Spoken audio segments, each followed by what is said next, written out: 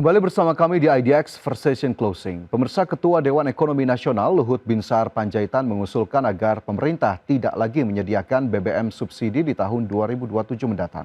Luhut menyatakan nantinya subsidi akan diberikan langsung kepada para penerima sehingga tak ada lagi subsidi yang melekat pada BBM seperti Pertalite dan solar. Ketua Dewan Ekonomi Nasional Luhut Binsar Panjaitan mengusulkan agar pemerintah di tahun 2027 mendatang tidak lagi menyediakan bahan bakar minyak subsidi seperti yang diberikan saat ini. Luhut bahkan mengatakan usulan tersebut sudah disampaikan kepada Presiden Prabowo Subianto.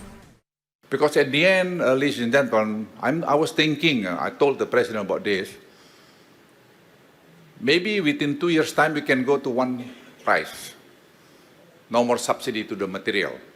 To like fuel, like solar, there's subsidy to the people who qualified to get the subsidy. So that's I think the best. So then we can save another billion of dollars.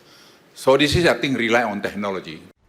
Sementara itu, sebagai ganti BBM subsidi, Luhut menyatakan nantinya penyaluran subsidi bahan bakar akan diberikan langsung kepada para penerima dan tak ada lagi subsidi untuk bahan bakar yang selama ini melekat saat masyarakat membeli Pertalite dan biosolar.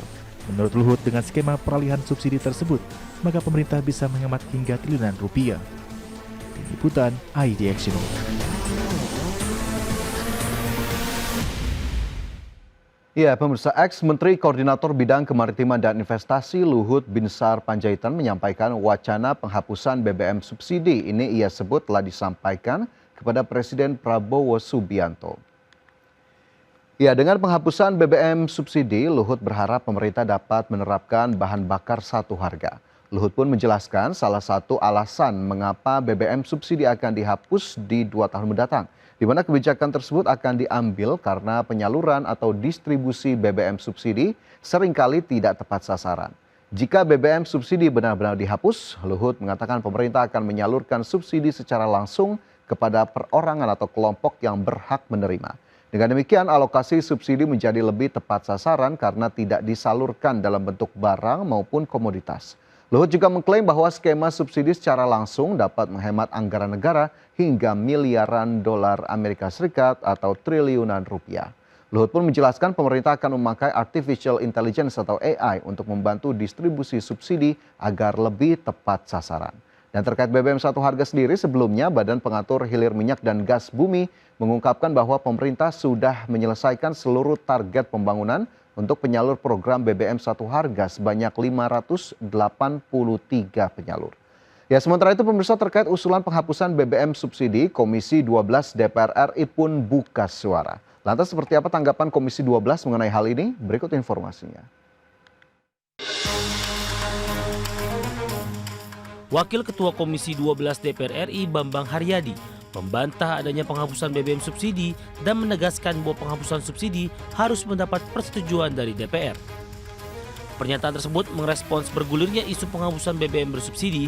Dirinya menekankan BBM subsidi tidak bisa dihapus begitu saja tanpa dibahas oleh pihak legislatif.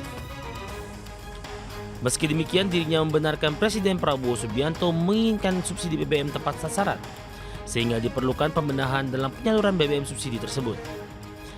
Di saat yang sama, Bambang meluruskan pernyataan Ketua Dewan Ekonomi Nasional Luhut Binsar Panjaitan perihal BBM subsidi. Ia menyatakan pernyataan Luhut bukan mengarah pada penghapusan subsidi, melainkan perbaikan skema penyaluran subsidi. Sebelumnya, Ketua Dewan Ekonomi Nasional Luhut Binsar Panjaitan memberi sinyal bahwa tidak akan ada lagi BBM subsidi dalam 2 tahun ke depan atau pada tahun 2027, di mana semua diharapkan bisa berlaku satu harga. Luhut juga mengatakan kedepannya subsidi tidak akan lagi berbasis komoditas, melainkan berbasis kepada penerima yang berhak berupa bantuan langsung tunai. Liputan IDX Channel.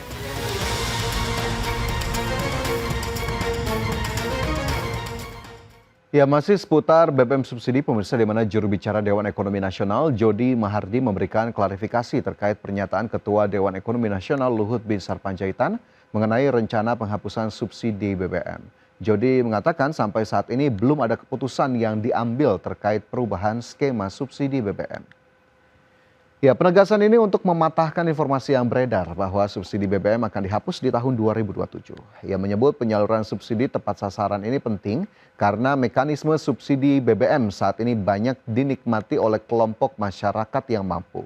Jody pun melanjutkan pernyataan yang disampaikan oleh Luhut terkait penyaluran subsidi BBM lebih tepat sasaran tersebut masih merupakan usulan wacana yang akan dikaji lebih lanjut secara mendalam dengan mempertimbangkan berbagai aspek dan masukan dari masyarakat serta akademisi. Dan saat ini pemerintah terus melakukan perbaikan database kelompok masyarakat yang berhak memperoleh subsidi untuk memastikan bahwa subsidi bisa disalurkan lebih tepat sasaran. Sementara itu sebagai informasi, pemerintah sebelumnya juga telah mengungkapkan harga keekonomian atau harga asli BBM, Pertalite dan Solar yang memang lebih mahal dari yang dijual oleh Pertamina di SPBU. Wakil Menteri Keuangan Suhasil Nazara pernah menyatakan harga asli Pertalite sebenarnya sebesar Rp11.700 per liter. Ini dinyatakan pada akhir 2024 lalu, namun memang Pertamina hanya menjual di angka Rp10.000 per liter. Harga jual ke masyarakat bisa lebih rendah karena ada subsidi yang diberikan oleh pemerintah. Selisih harga asli dan jual ditanggung oleh negara menggunakan dana APBN. Artinya untuk Pertalite besaran subsidi yang diberikan pemerintah adalah Rp1.700 atau 15% dari harga keekonomian per liternya.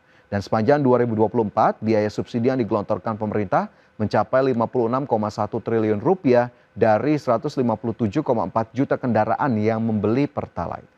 Begitu juga dengan solar pemirsa yang ternyata harga keekonomiannya ini sebesar Rp11.950 per liter, namun masyarakat hanya membeli dengan harga Rp6.800 per liter. Dengan demikian maka subsidi yang diberikan pemerintah kepada solar ini jauh lebih besar ya jika kita bandingkan dengan Pertalite, yakni senilai Rp5.150 per liter atau 43% dari harga keekonomian. Ya, selanjutnya pemirsa masih terkait subsidi BBM, di mana Menteri SDM Bahlil Lahadalia menyebut skema blending atau skema campuran ini sebagai alternatif dalam penyaluran subsidi BBM. Lantas seperti apa sistem penyaluran skema tersebut? Berikut kita simak informasinya.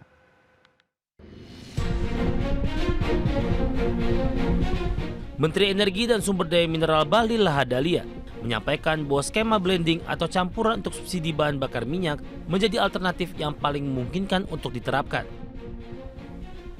Pernyataan Bahlil tersebut merespon pernyataan Ketua Dewan Ekonomi Nasional Luhut Binsar Panjaitan yang mengatakan pemerintah berencana memberikan subsidi BBM secara langsung ke perorangan atau dengan kata lain menggunakan skema bantuan langsung tunai. Adapun yang dimaksud Menteri SDM dengan skema blending atau campuran adalah pemberian subsidi dalam bentuk barang atau komoditas produknya dan sebagian lainnya dalam bentuk bantuan langsung tunai. Meski demikian, Bahlil menegaskan bahwa hingga saat ini skema subsidi BBM belum diputuskan. Pemerintah masih melakukan kalkulasi terkait skema apa yang akan diimplementasikan terkait subsidi BBM.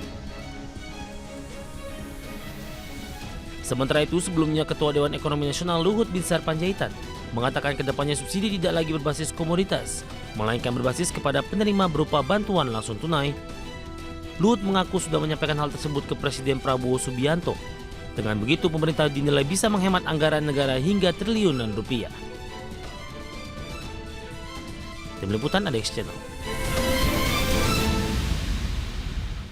Ya, terkait penyaluran BBM subsidi pemirsa, Kepala Badan Pengatur Hilir Minyak dan Gas Bumi atau BPH Migas, Erika Retnowati menyebut penggunaan QR Code ini cukup efektif untuk penyaluran bahan bakar minyak subsidi yang tepat sasaran.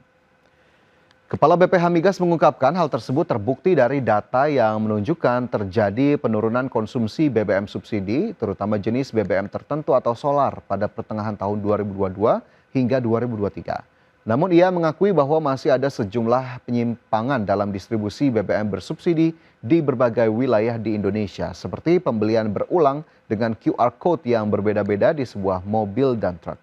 Hal seperti ini menimbulkan adanya total volume koreksi dan penyaluran BBM subsidi menjadi tidak tepat sasaran. Untuk itu BPH Migas memastikan terus mempererat koordinasi dengan Pertamina untuk mencegah kasus-kasus serupa terjadi lagi di kemudian hari. Sementara itu di akhir 2024 lalu, pemerintah memastikan skema baru penyaluran subsidi bahan bakar minyak akan diterapkan mulai tahun 2025.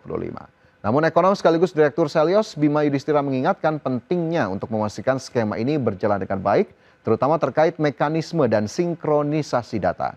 Ia mempertanyakan bagaimana dengan 64 juta unit UMKM lainnya jika skema subsidi berubah menjadi bantuan langsung tunai ataupun BLT. Di mana menurutnya UMKM terutama yang bergerak di sektor logistik, transportasi, serta jasa pengantaran makanan dan minuman ini juga berhak menerima subsidi BBM. Lebih lanjut, ia juga menekankan bahwa penyaluran subsidi BBM harus tepat sasaran, tidak hanya berdasarkan kategori miskin, tetapi juga klasifikasi kebutuhan. Ya pemirsa, tentunya PR besar masih harus dikerjakan oleh pemerintah, terutama dalam penyaluran BBM bersubsidi. Bagaimana kemudian mekanisme yang paling tepat, mekanisme yang paling sesuai, agar kemudian subsidi dirasakan langsung oleh para penerima yang berhak dan tidak lagi didistribusikan kepada mereka-mereka yang memang tidak masuk dalam kategori untuk menerima BBM bersubsidi. Dan kita lihat bagaimana kemudian upaya-upaya yang akan dilakukan, dan tentunya publik harus terus mengawal dan memberikan kritikan ataupun masukan terhadap mekanisme yang dirasa memang belum sesuai dengan kebutuhan masyarakat secara real di lapangan. Dan pemirsa, kita cukupkan informasi di segmen ini. Pastikan Anda masih bersama kami dalam IDX First Session Closing.